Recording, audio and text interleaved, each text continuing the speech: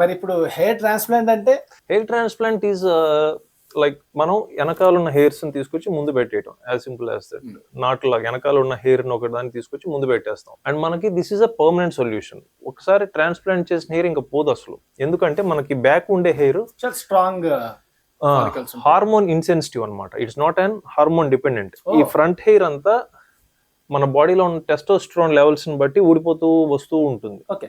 Back hair, ఈ sides ఉన్న hair ఏంటంటే హార్మోన్ రెసిస్టెంట్, ఆండ్రోజన్ రెసిస్టెంట్ అనుకోవచ్చు. సో అది తీసుకొచ్చి మనం ముందు పెట్టినా కూడా అది పోదు.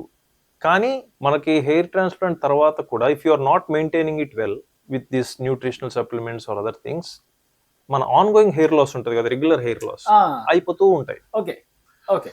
సో ఒక 2-3 years గుడ్ అపియరెన్స్ ఉంటుంది immediately after hair transplant if you are not doing anything also. కానీ ఆన్ గోయింగ్ హెయిర్ లాస్ వల్ల ఒక 2-3 సంవత్సరాల తర్వాత మళ్ళీ థిన్ అవుట్ అయినట్టు అనిపిస్తూ ఉంటుంది.